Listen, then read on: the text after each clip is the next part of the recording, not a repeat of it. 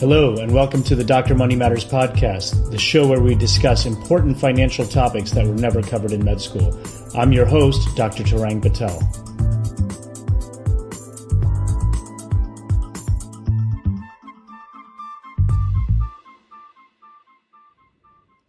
Welcome to another episode of the Dr. Money Matters podcast. In this episode, I talk with Dr. Eric Levi, an ENT surgeon who created a viral article earlier this summer when he wrote The Dark Side of Doctoring, an article relating to physician burnout and the lack of job satisfaction.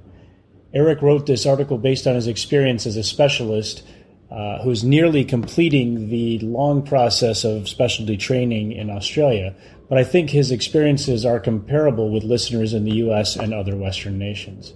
He has a series of articles that I encourage you to read on his website. The question is not necessarily a financial topic. If physician burnout leads to increased job dissatisfaction and leaving the profession early, obviously it'll have major financial consequences. Many physician colleagues are already talking about these issues more today than they were in previous generations. And I think what Eric wrote about and what we speak about on this episode will sound familiar, but he is hopeful that the system is now ready for change. So without further ado, here's my interview with Dr. Eric Levi. Okay, welcome to another episode of the Dr. Money Matters podcast. My guest today is Dr. Eric Levi, an ENT surgeon from Australia, who recently wrote a great article called The Dark Side of Doctoring about the stresses and pressures faced by many physicians. This article has been shared throughout the social media universe and resonates with many physicians practicing in the developed world. Eric, welcome to the show. Thanks, Darren. Thanks very much. Tell our listeners a little bit about yourself and what made you go into medicine in the first place. It's an interesting story. I mean, I started thinking about healthcare professions. I went into psychology as my first degree, and then I did medicine as my second degree. And then I became an ENT surgeon just because it's one of those specialties that I really loved. I fell in love with, and it suited me. My training has been in Australia, in Melbourne in particular. And then I did a fellowship in Canada, and now I'm back in Australia. That's where my story is, briefly. You've been training quite a bit. I see you're are you going to be doing another fellowship? Is that right? That's right. That's right. I'm doing this crazy thing. I'm doing 3 fellowships in 3 different countries. So I've done a fellowship in Canada. I've done my second fellowship and just finished my second fellowship just now in Brisbane, Australia. And I'm flying off in a couple of weeks to New Zealand to do a third fellowship there, all in the area of pediatric head and neck and ENT surgery.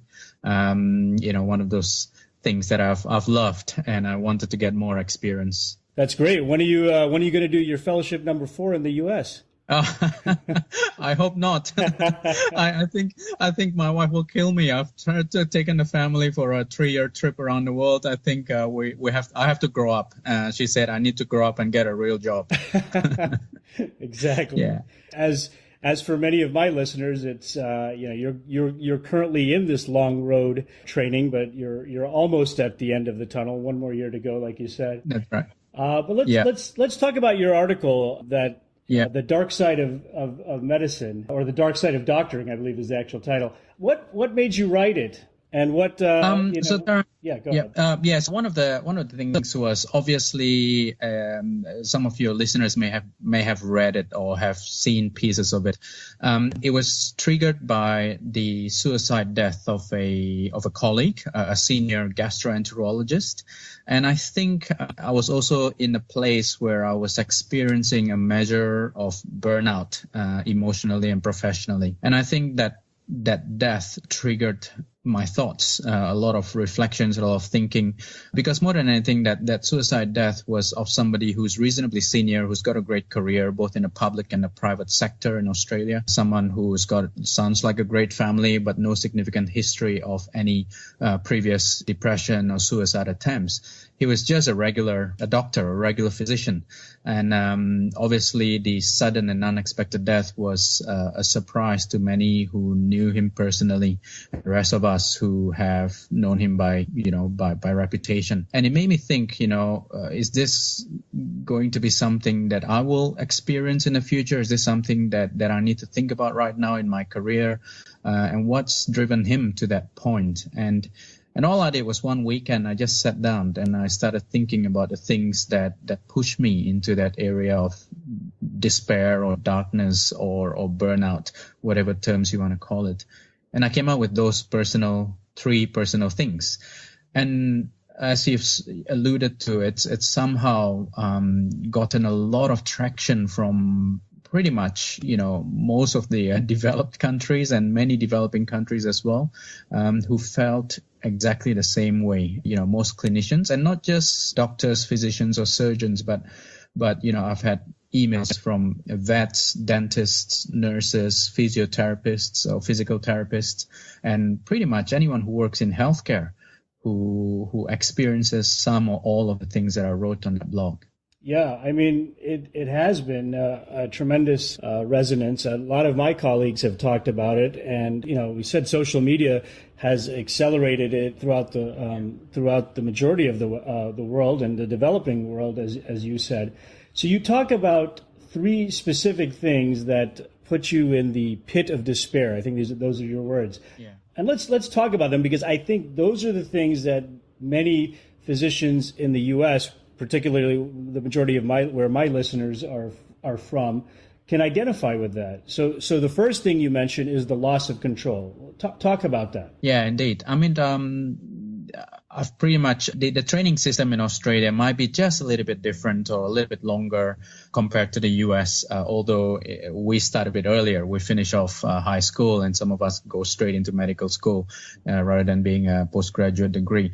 But either way, it's a long process. It's a long journey. And every single year, you got to compete for a new training position. You got to compete for more publications. You got to compete for jobs that are often hard to come by. So, people outside of medicine think that we doctors have control over our career, but during our training years, we actually have very little control.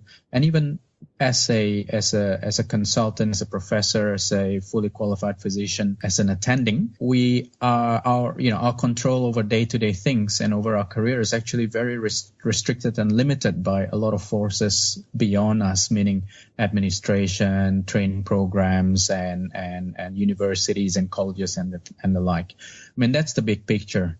We don't actually have as much controls as we would like to have with regards to our career. Interestingly as well, on the day-to-day basis, you and I know the moment we pick up that pager, we're almost a slave to that pager. When we're on call, surprises often happen or emergency calls occur. That means that we have to keep changing what we do on a day-to-day basis.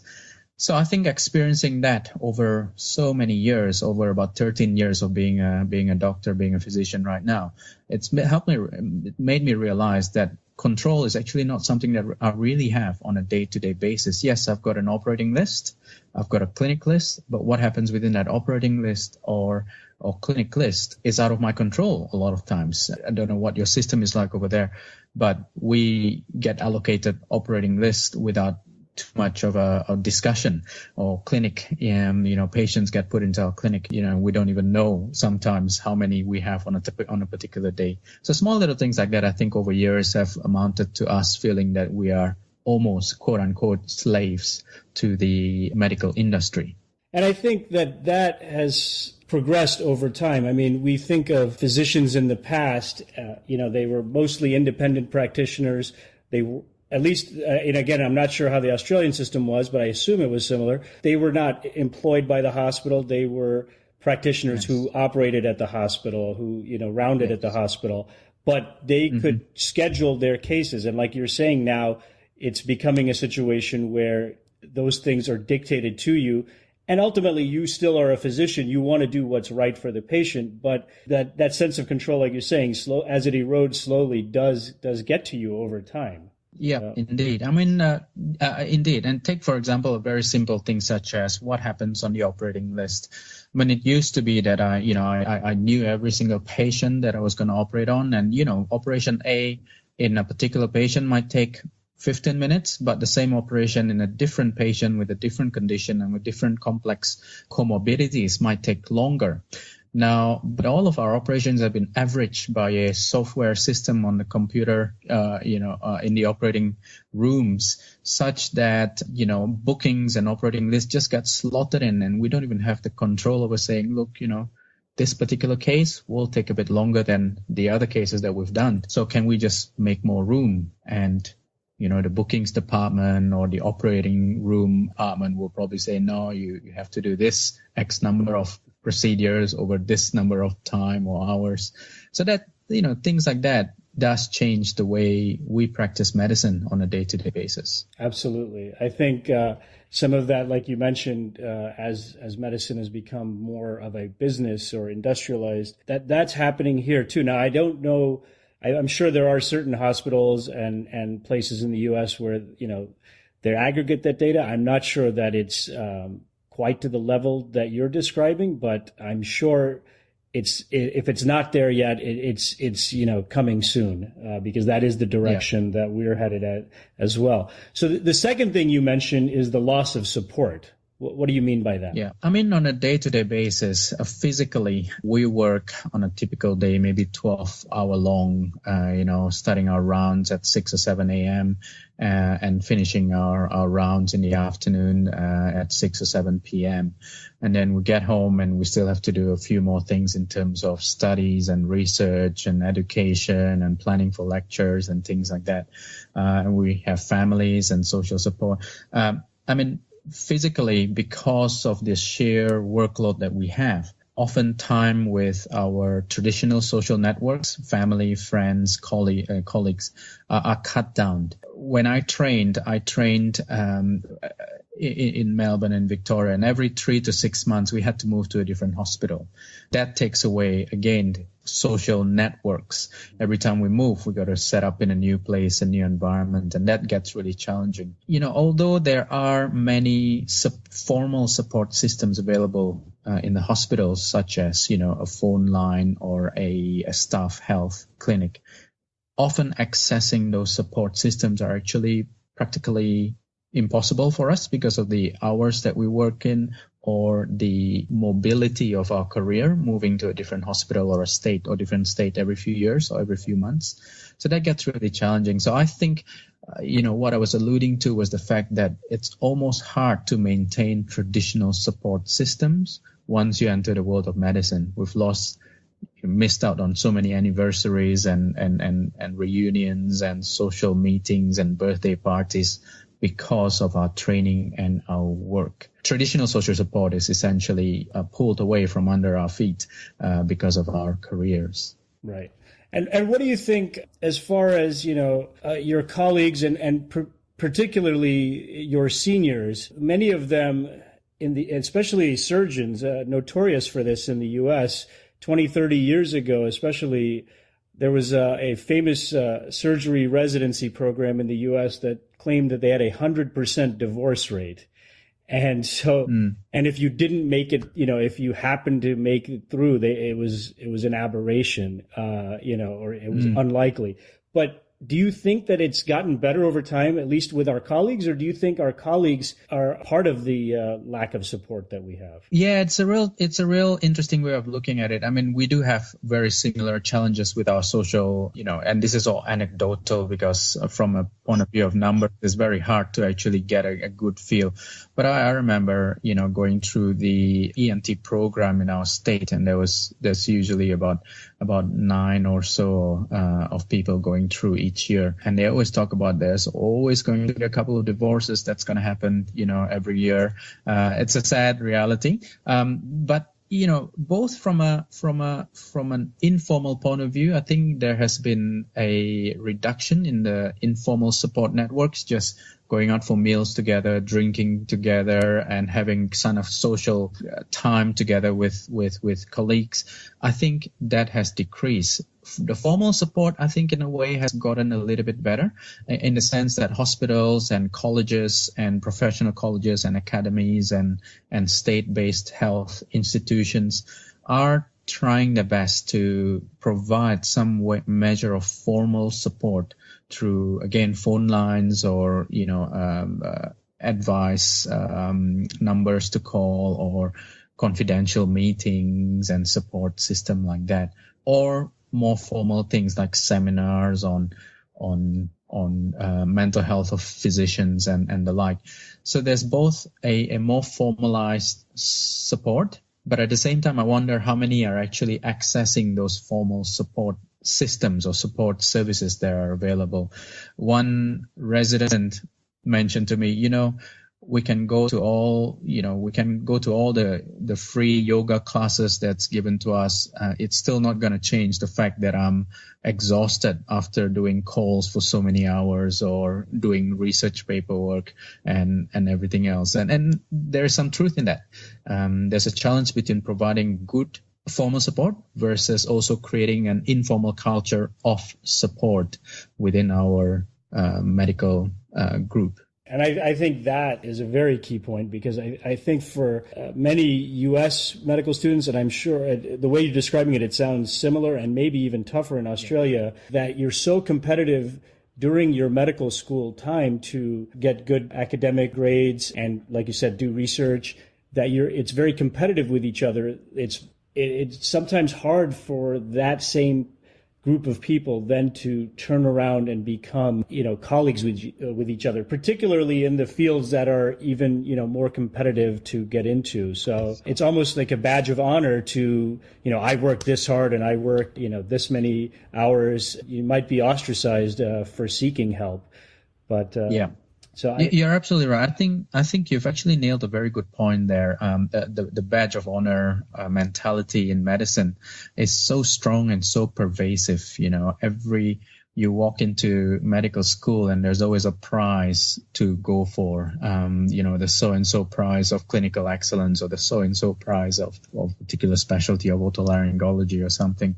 And that, I think, has permeated through the fact that, all through our medical school and our residency programs, there is that pervasive badge of honor, perfectionistic culture that is, an undercurrent in our community, which I wouldn't say it's great, because obviously to a certain extent we have to do it for our patients. We have to be the best surgeons and physicians and doctors we can be for our patients. But at the same time as well, that's also a two-edged sword, in that it hurts us because we're not honest enough with ourselves to seek support from our fellow colleagues rather than competitors. Right. Absolutely. That's very true.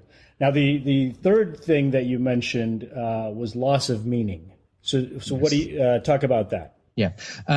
Again, with the first two, the loss of control and the loss of support, those are systemic issues, slightly bigger things that probably may have multiple different possible solutions.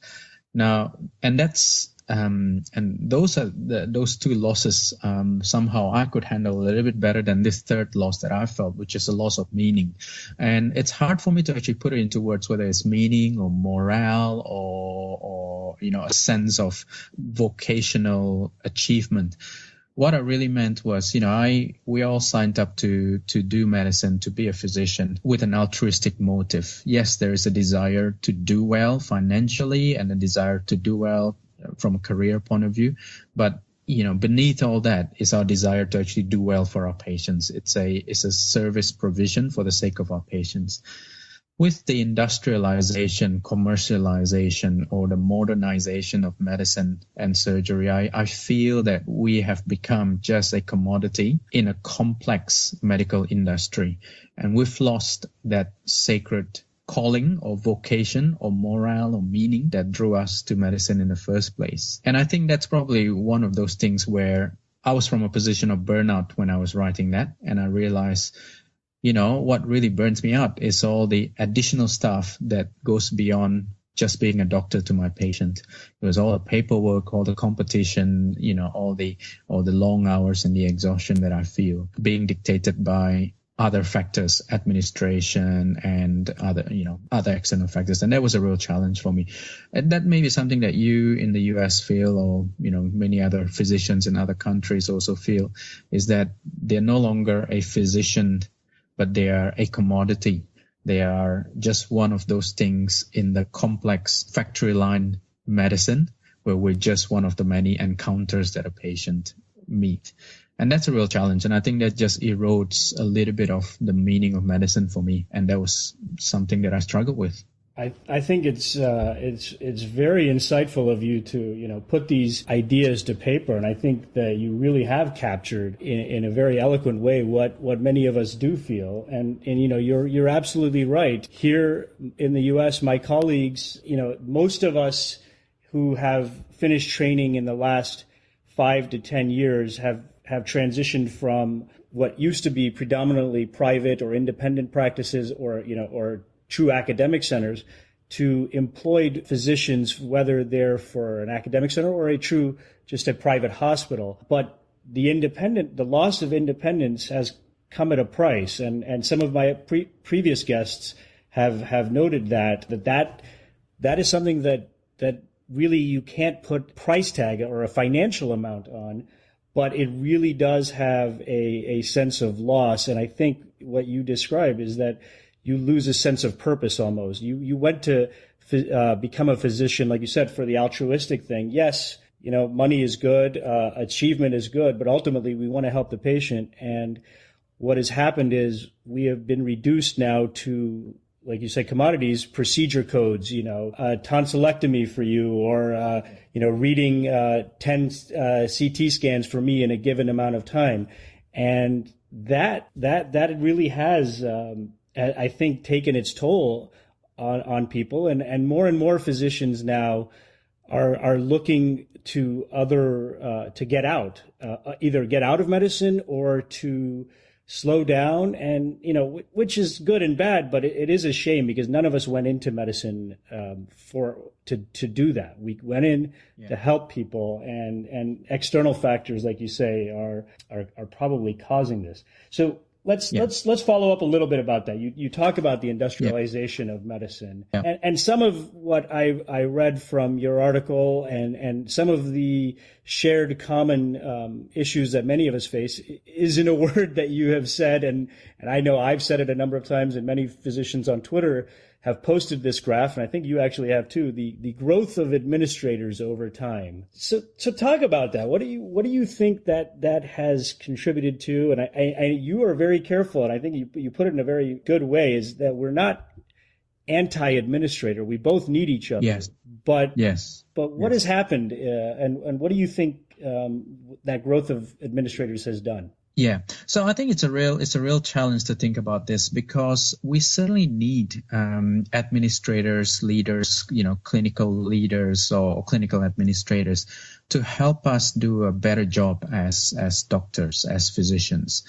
We know that we live in a world of industrialization where we would like every doctor, every physician to be playing their best, and we do need that.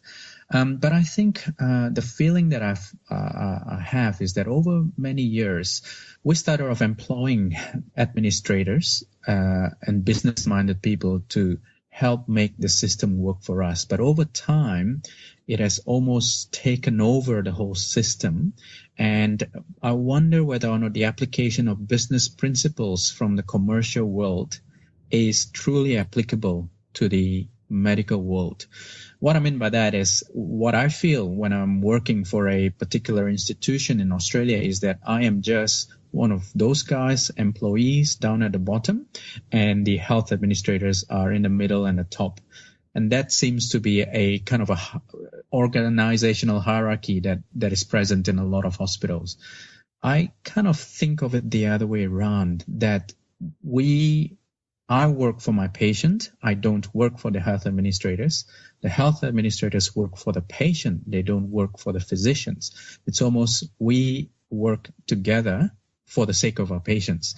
And it's almost just a change of that hierarchical mindset that I hope can happen. Sure, there are great health administrators around who are doing exactly just that. They become the support crew to ensure that their physicians and clinicians, nurses, doctors on the front line are playing the best game. But I also see a lot of institutions where it is a top-down hierarchy where the CEO is at the top and the internal medical student is right down at the bottom. I think a mindset change or paradigm shift needs to happen to say that the health administrators are the support crew working together behind the scene, beside the clinician, to make sure that service delivery or provision of care by the clinicians are at their highest. Absolutely. I think, one of the issues that we discuss here often is we see so many administrators and like you said, in their ideas initially were probably good, but certain administrators then beget more administrators, and then it just seems to grow. And so you have a series of people now telling you, okay, you need this, you need to do this, you need to have these discharge summaries done. And you already know this, but now you're getting constant, multiple sides telling you the same thing. And none of that contributes anything to patient care. And that's the frustration that many of us feel. Yes. One of the other things, this being a financial podcast, is that, physician incomes in the U.S. have generally been higher than the majority of the rest of the world. But Australia and Canada also are relatively high compared to, other Western countries. But those salaries have basically been, when you account for inflation, flat to maybe minimally increased over time. Yes. And they don't necessarily correspond with the growth of training times and the cost of medical school. Particularly, I'm not sure how it is in Australia, but the costs of medical school in the U.S. have just exploded to, some of the people are having, $300,000 to $400,000 in debt by the time they get out.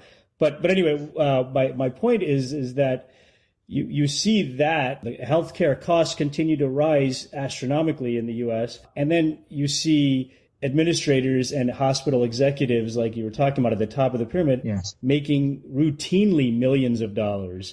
Yes. And so the frustration for many physicians are, we're the ones providing the care. Our other colleagues on the team, the nurses, the therapists, are all providing the care, and yet they're not the ones. Yes, they're making a good living, but it's just frustrating to see the support people like we described profiting from the system to that degree, when patients here specifically can't even afford care. So that I think that also contributes to that loss of meaning that you talked about.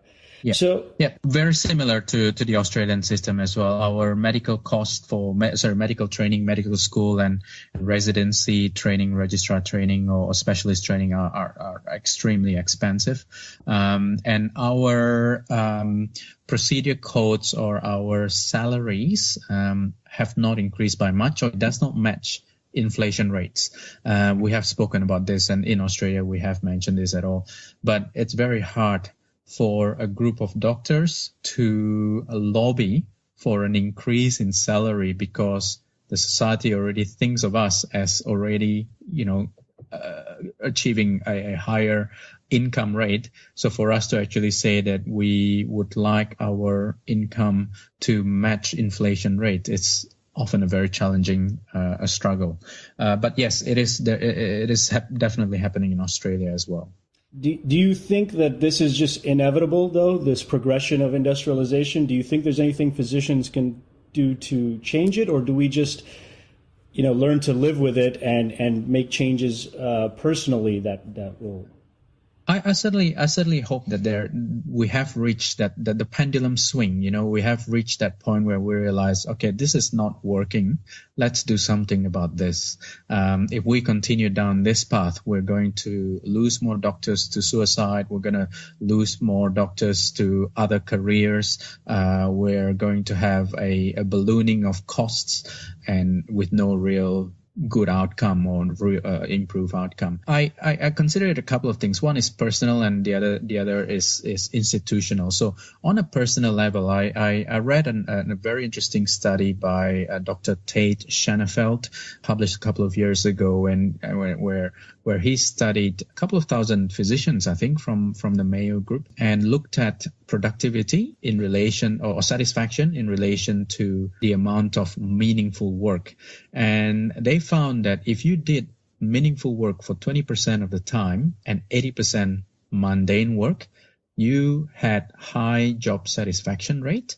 And that's a ceiling, meaning if you did 50% of meaningful work and 50% of mundane work, you still get the same amount of satisfaction. So it's almost as if the right balance is about 20 to 80, 20% true meaningful work, 80% sure paperwork, mundane administrative work.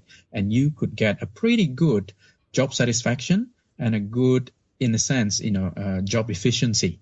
And I saw that as a personal thing, and I said, okay, great. What are the 20% meaningful work that I can do so I could do a great job for my patients? And that 20% could be teaching, could be research, could be a particular study on a particular subject, anything. It could be leadership. So if I give myself 20% of my day to doing some of those things, I might have a much better productivity.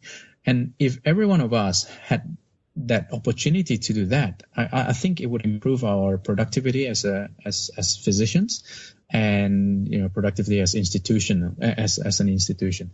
And for the bigger picture, for the institution, I mean, that's something that they really need to think about. A burnout doctor who's exhausted, depressed, and not enjoying their work, it's obviously a physician that's potentially going to make more errors, lower productivity outputs.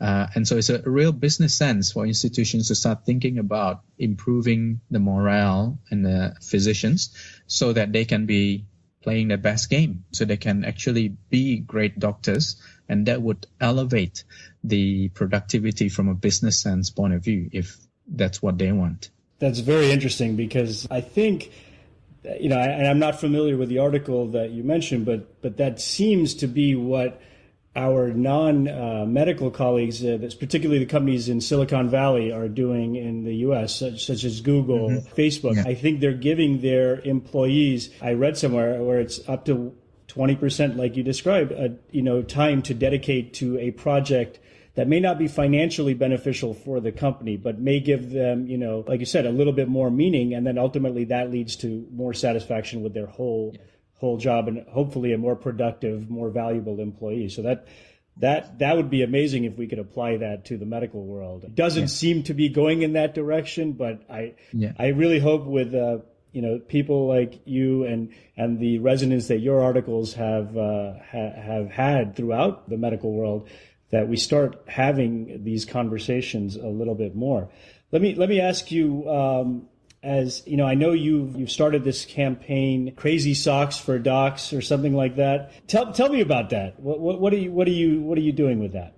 Yeah, so that's an interesting thing. I didn't quite start the campaign. It was a cardiologist from Melbourne by the name of Dr. Jeff Toogood. He came up with that idea because he was struggling with his mental health, and he had some difficulties with his particular institution. And essentially, he came up with the idea of wearing some crazy socks to highlight the prevalence of mental health issues in clinicians. I happen to just be a microphone. I try to leverage that message to bring it across to my social media networks and global network. What it is the backstory was he came into work wearing two different socks, and somebody said, "Are you okay? What's wrong with you?" And that triggered the conversation of mental health in the workplace. And I think the message is very simple. Doctors are humans. Doctors do suffer from mental health. Instead of having the stigma attached to a doctor with mental health, we should really be supporting each other and acknowledging that we need to provide better mental health support for our clinicians. And also at the same time, we need to actually start thinking about mentally healthy workplaces. Now, it's all tied in together, again, with job satisfaction and job productivity. If we have mentally healthy workplaces, we will reduce the stigma of mental health in our profession. We will reduce the troublesome burnout in our profession. We will reduce that kind of sense of loss of meaning and loss of purpose in our work. And the reverse of that is if we do provide that mentally healthy workplaces, we will increase productivity. I mean, we can apply the stuff that you've already mentioned earlier, what's happening with Google and other Silicon Valley organizations, to say if those employees can be maximized, why can't we as clinicians be maximized in our work as well? At the end of the day, there's a patient at the end of our stethoscope, and there's a patient at the end of our scalpels. We have to be functioning at our best, and we, as an institution, as a community, need to provide that mentally healthy workplaces. And as you've mentioned, I think one of the key things about this has been that we are now talking about it. Probably a few years too late, but at least we're talking about it now. And the solutions in a country family practice would be very different to the solutions in a tertiary level cardiac transplant unit with regards to all these issues that we've spoken about. And I think the conversation has been good. Hopefully, in the next few years, we will see a cultural change. We need a buy-in from the institutional leaders with regards to this topic as well. But at least I do get the feeling that there is a grassroots movement. The pendulum is swinging back to a more humane world of medicine for the practitioners within it. I think that's a very, very well put. That's what we're all looking for. We're all ultimately, as you said, human, even though sometimes we're asked to do superhuman feats in terms of the efforts that we put into our training. So I think that's great. Let me ask you one last question. What advice would you give to prospective medical students or medical students who are just starting out in their career as they listen to their more senior physicians, who probably have a more jaded or a more negative outlook? What would you tell them to kind of give them hope?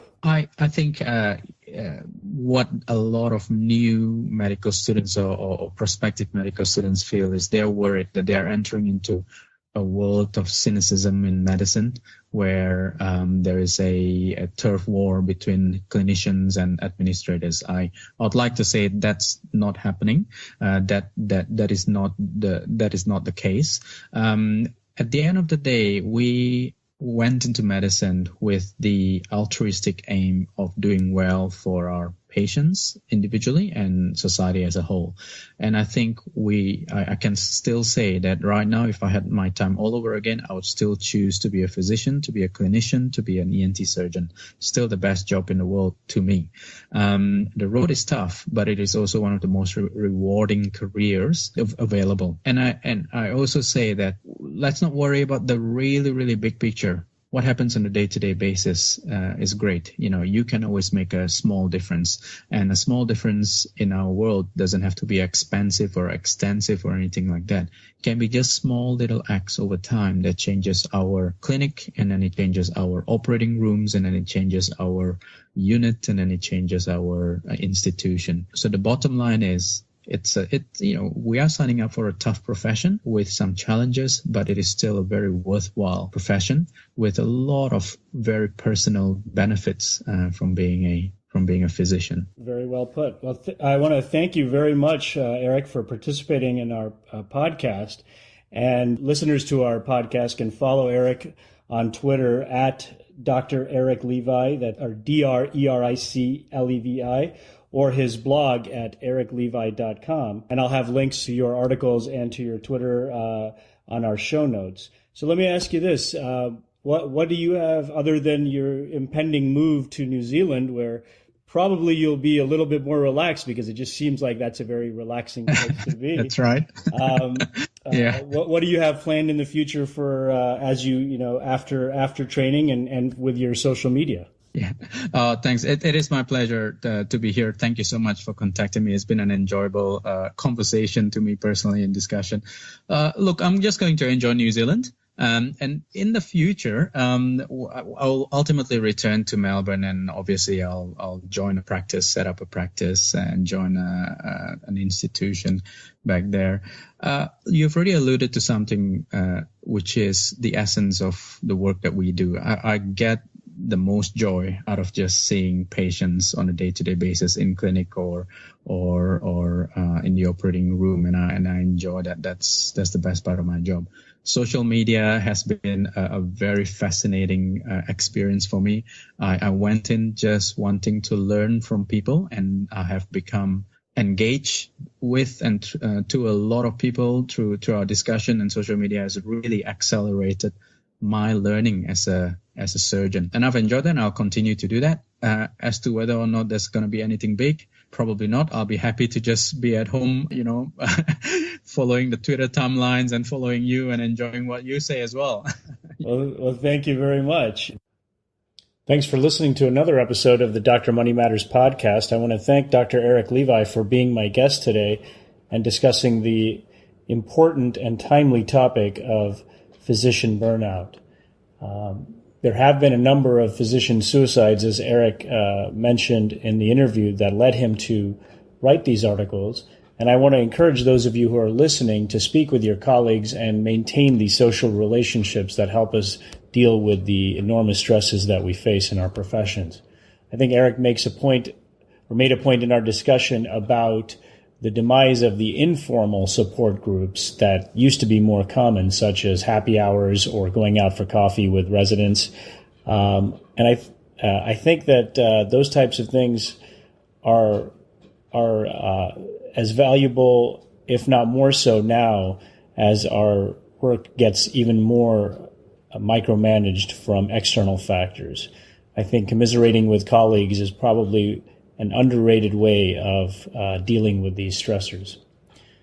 I know that many physicians and administrators don't have the best relationships, but remember, at the end of the day, we both work for the patient. So if we remember that, it'll be better for all of us. You can read Eric's articles at ericlevi.com, and you can follow him on Twitter at Dr. Eric Levi. I linked to both of those on the show notes. And I want to thank you again for listening to this podcast. More episodes are coming soon. And whether you follow me or not on social media, and I hope you do on Twitter at Dr. Money Matters, I encourage more physicians to use social media to interact with a wider array of colleagues around the world. That's how Dr. Levi's article became such a big hit. And I do think that in this day and age, learning to use social media to expand our networking with other physicians is valuable, and in the long run will benefit the profession as a whole.